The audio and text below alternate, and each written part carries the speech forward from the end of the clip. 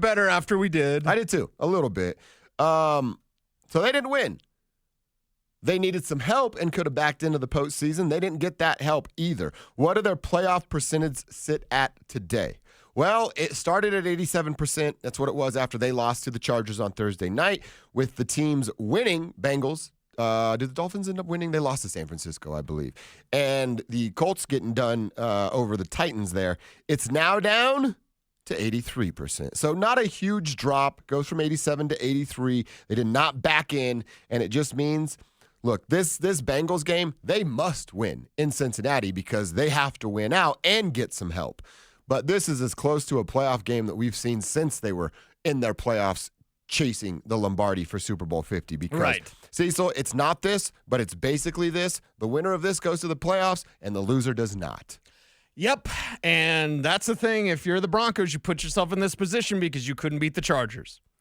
Because you couldn't beat the Chargers, and you couldn't just stick with what was working. So on the road, in the jungle, which is what they call Cincinnati, and I haven't checked yet, NFLweather.com, wouldn't even know if it'd be accurate, a few days away, but still, like, you've got your hands full with an offense that can drop 41 points on you. And what have we seen from the Broncos defense when they face weapons, multiple? The Chargers, and, I'll do apologies to Quentin Johnston or Josh Palmer or whoever.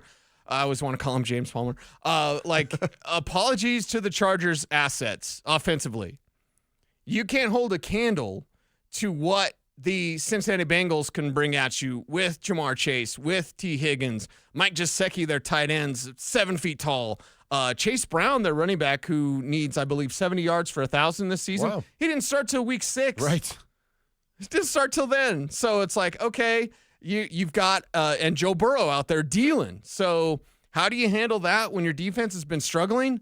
Yeah, this game comes down to Sean sticking with what works, and then VJ, man, it can't just be about Riley Moss and now the defense doesn't work. You got to figure it out. And if that means you just play more man, you just play more man, because we went through the numbers on Friday. Like, without Riley Moss, they're not really playing man anymore. Well, No. I don't care. I need to play man again. What, like 33%? Something like that. Down to Yeah. 33 from 47 Yes. is what the numbers were looking like. If I remember right off the top of my head, at least it's close to that. Yeah. Yeah, you're right, man. And it is. We asked James about that. Like, can one guy, a cornerback that's just starting for the first time, really have that much of an impact? Yeah, Riley's been a hell of a player, but I'm sticking with what you and I decided on Friday. Don't change everything because one guy's out. There are 10 other guys on the field that have, I don't know if I can say mastered that role, but that's what they've done for 16 weeks. I guess go back to 15, 14 weeks when Riley first got hurt. And now you're asking them to completely change what they've done and been good at for more than half of the season. Yeah, and it needs to be a full team effort against Cincinnati, who has a terrible defense, by the way. Like, make no mistake about it, you should be able to do whatever you want offensively because Cincinnati's defense is absolutely terrible. So it's going to be a problem spot if you go to Cincinnati and you can't produce offensively. And it's going to be a problem spot if you go to Cincinnati and you don't stop them or at least slow them down defensively. So the opportunity is there for this to be like a shootout type of game, 35-31, something like that. Or you just get boat raced. If your defense can't stop him and your offense doesn't get going and stay going, don't relax, don't exhale. And I feel that in that Chargers game, and Sean Payton, he was grumpy Sean yesterday because he was mad that people could see his play sheet and that the camera zoomed in on that. Well, it's your play sheet and you wrote it in all caps, Sean, okay? They weren't cutting through your exact plays. I've seen it. I've seen play sheets where the TV cameras do show you like, this is their first and goal looks. This is whatever. That just said, run it. Okay, run it. But when it's working, keep doing it. Sean was also mad because he said, and he read some stuff. He almost said the S word. He did say an S word. He said stuff. Okay. But yesterday he's like, I've read some stuff about how the momentum changed on the free kick play, and that's just bogus. He basically called it BS. Well, he's wrong, right? I watched the game. Yeah. You can't tell me that, Sean. Well, I watched the game. It was like, well, we got the ball in the half. We drove down. We got a field goal. The momentum changed when they realized they could get free points, and you were just kind of exhaling. You exhaled. All of y'all. You You're exhaled. exactly right. Everyone oh, man, we got at halftime. We got it. Yay. The game wasn't over at half. You acted like it was. See, that bugs me a little bit about Sean caring so much about what other people are saying. Hey, why don't you watch some tape on the running back, Sean, instead of reading the article that you read? Right.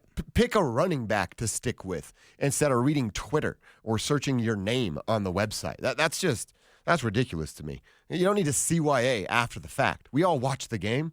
That did change everything. That changed everything, and it's because we said it on Friday. On the first play of your drive, you got a pass completed and lost 3 yards. And then instead of reading the writing on the wall saying, well, let's concede and punt and play the clock game here, you chased your tail and tried another pass play right after that fell incomplete. And then you stopped the clock again. So, yeah, I don't want to hear that nonsense from Sean. Yeah, well, Sean, he's had plenty to say yesterday. Well, okay. Nobody would be talking about this if you just got your job done. There would be no conversation about your play sheet, about the free kick thing. Like, nobody would be talking about that if you just won.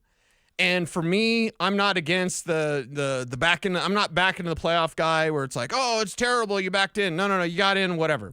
We don't prefer that, but we I just want them to win, so then I don't have to do the stupid scenarios of, are you rooting for the Chiefs this week? Like, no, I don't want to root for the Chiefs. I can't stand Kansas City, right? And I don't want to root for the Chiefs ever. There's an opportunity, like if the Steelers win on Christmas, then Kansas City's game is going to matter because they have not yet wrapped up the number 1 seed because Buffalo keeps winning. So, are you rooting for the Chiefs on Christmas?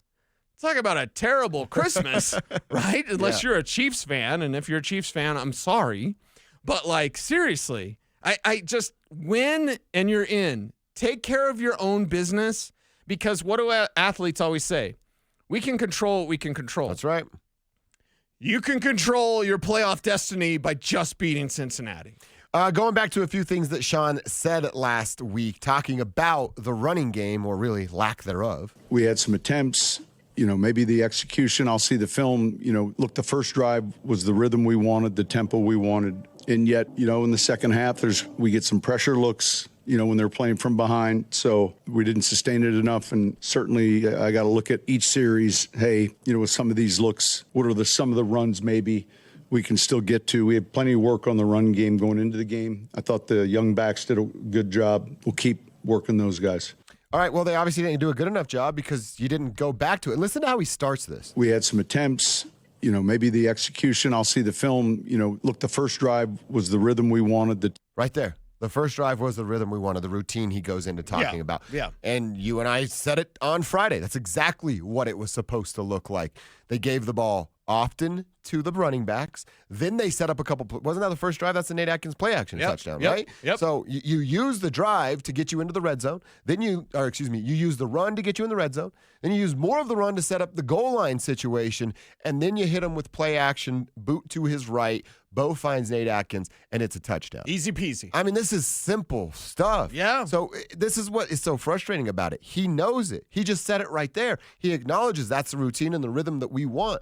So then why go away from it? You literally call the plays. This isn't like, that's what we had, and then Joe Lombardi went rogue and everything went crazy after that. Sean, you called the plays. Yes. You saw what the rest of us saw, but then ignored it after the first drive. Really after the first quarter. I'm going to give him credit through the quarter. It was in the second, third, and fourth when he really, really lost. Okay, I'm going to ask you 2 questions, and then I'm going to ask you a third question that's very painful. Are you ready? Yeah. Who is Cam Newton's daddy? Von Miller. Who is LeBron James' daddy? Michael Malone. Who is Sean Payton's daddy? Ooh. Any defense? Jim Harbaugh. Jim Harbaugh, yeah. You got out, coach. You got out. Look at Kev's all mad. Are you mad, Kev, or are you like, you on your head? I was thinking we got to give credit where credit's due, and that goes to James Marilat. Sean Payton is 0-3 against Jim Harbaugh and D'Amico Ryans. Okay. Oh, really? Okay. I'm just thinking that. Yeah, well, he wouldn't lose to D'Amico this year with the Texans. That Tank Dell injury was awful. It was last year, right? Yeah. Which is fine, whatever. By the way, real quick, I want to say this because you said the Tank Dell thing. Yeah. If you're a grown-ass man making fun of another man showing emotion about somebody he cares, you're just terrible.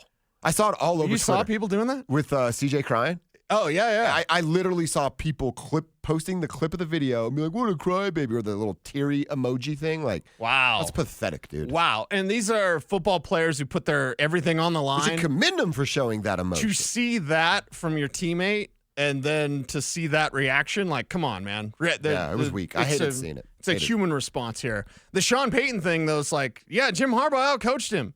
I'm not going to do the D'Amico thing yet, Kev, because again, they're different this year than they were last year, and plus that's crediting James, and all James does is hate on Bo Nix and the Broncos. So why would you credit James, Kev? He hates Bo Nix. I'm an honest guy. I had to give him the Christmas love for right now, but I like that. Christmas love. he is on the list for the Bo Nix stuff, so. He's on the list. James has made the list. Here's the thing. Jim Harbaugh outcoached Sean Payton, and I think Sean was trying to get too cute in the second half to maybe prove a point or to beat Jim. As we said on Friday, the Chargers don't do anything different. They don't do anything complicated. They just show up and execute. Mm-hmm. And so you went into that game, and you had a great game plan. Sean Payton had a great game plan, and then he forgot it. So where's the Carrie Underwood song, Kev? Like, don't forget to remember me. That's Audric Estime. It's a deep cut. Nice. Cecil. Don't play it. It'll get me crying. It'll get me crying. Yeah. But like, then I'll be like CJ Stroud. Hey, listen, don't forget to remember me. 23, Audric Estime. 25, Blake Watson. By the way, Blake Watson's locker is right next to Bo Nix. Oh, really? So I'm just like, and maybe it's something, maybe it's nothing, but are they preparing for Blake Watson to do more? I would like to see it. All due respect to Jaleel. Get there at 4:30, Jamil. It's fine. All due respect to everyone else, but just what Blake Watson showed, I'm like, okay, is this a Blake Watson backfield?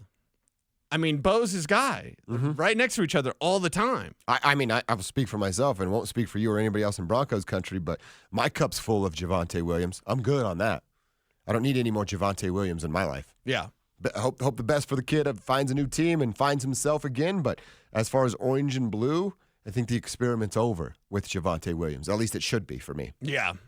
It's like that buddy who makes you that drink that he loves, and they're like, nah, I'm good. Yeah. I'm good. You want another one? Yeah. Nah, it's great. You dumped it in the plant. Right.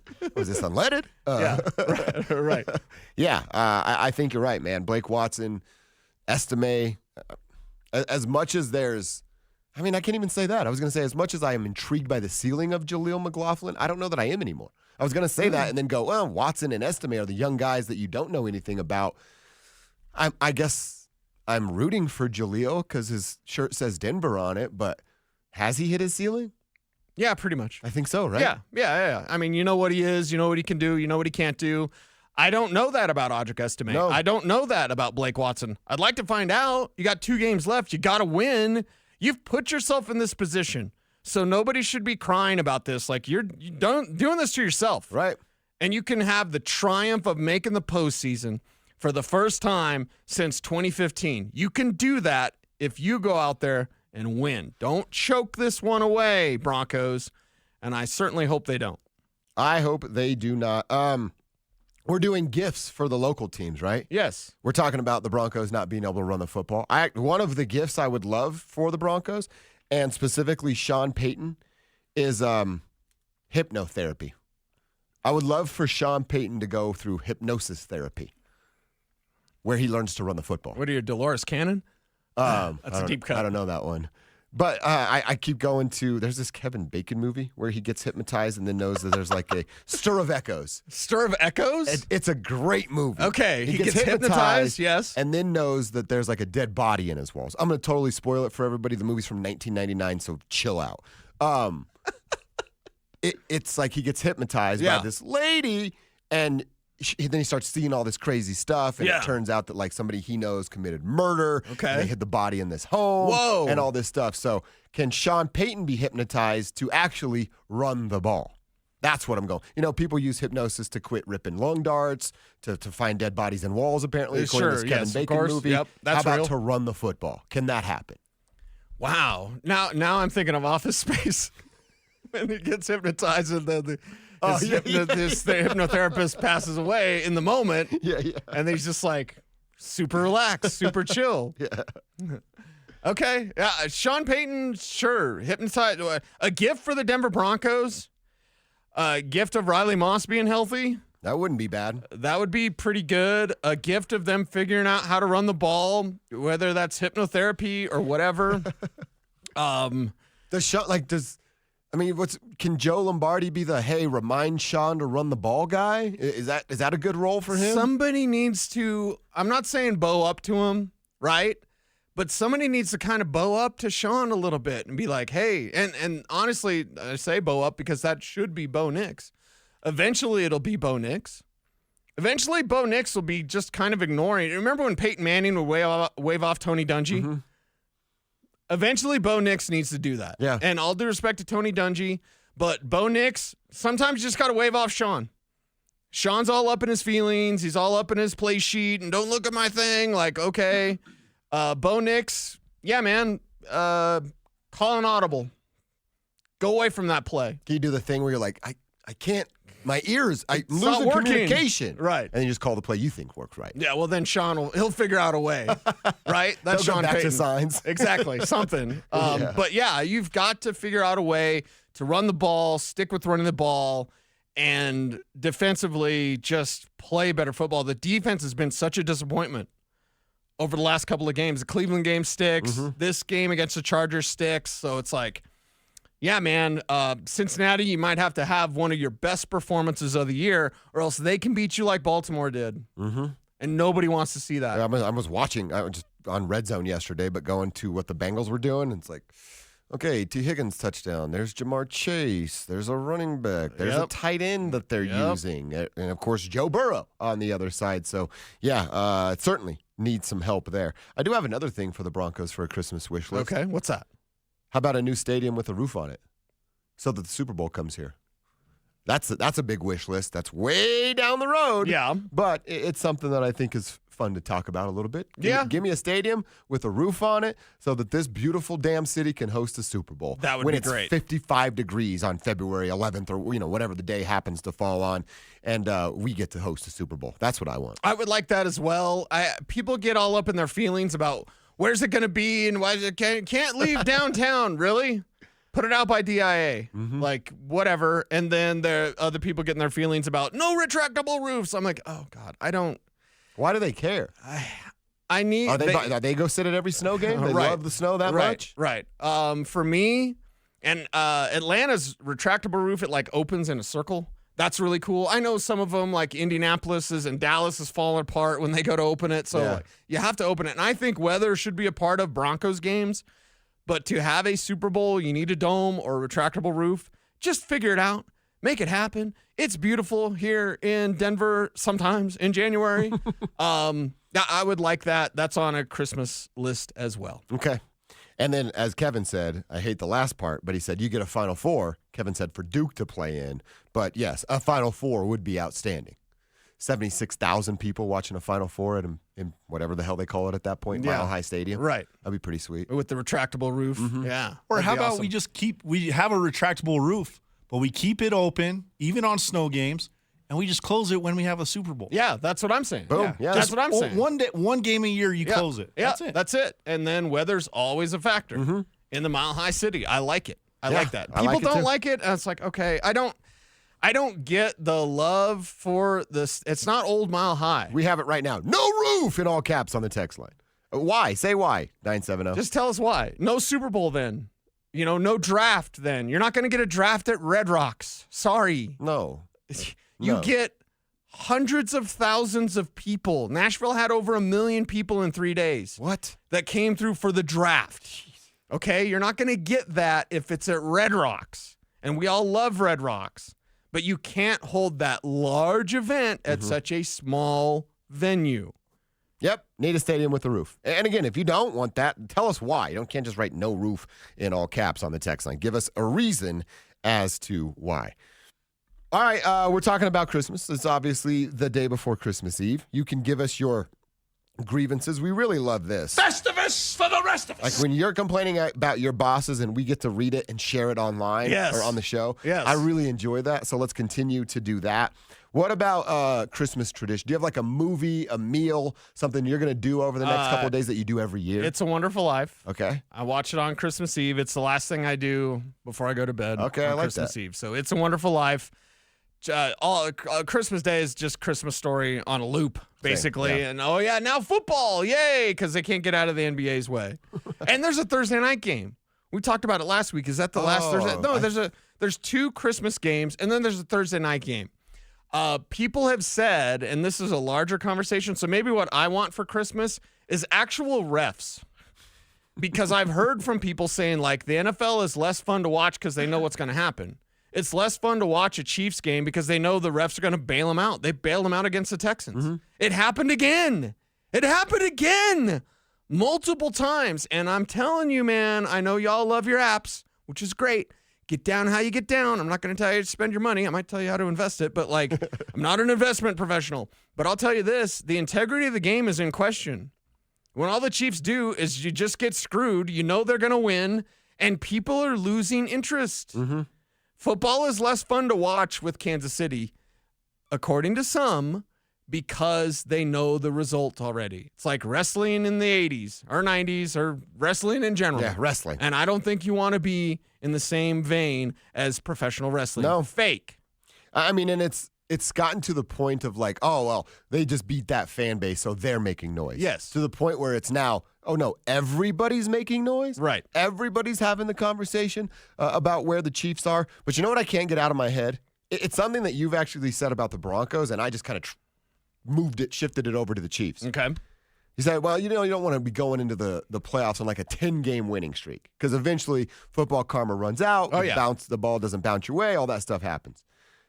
Isn't this just where we're at with the Chiefs? I don't know who they have. Oh, they have the Steelers on Christmas Day. Yeah. And then obviously end with the Broncos. Can they win both of those games? Absolutely. Could they lose both? Yeah, they could do that too. But I just keep thinking about the Chiefs of like, oh, the clock's ticking. That they're going to turn, I would want to say into a pumpkin, but they're not really that. But they'll get got at some point. At this point, go beat the Steelers on a fluke call in the final minutes. Beat the Broncos on it. Well, I don't know about that. TBD on that. But you know what I mean? Right. It'll catch up to them at some point. And now that we're at the end of the season, just give it to me in the postseason. Let them fall flat on their face in the first game that they play in the divisional round. Let Buffalo beat them. Exactly. Let Buffalo beat them. And Josh gets the ball last, and they win that way. They get it with 17 seconds left, and then they win it. That would be awesome.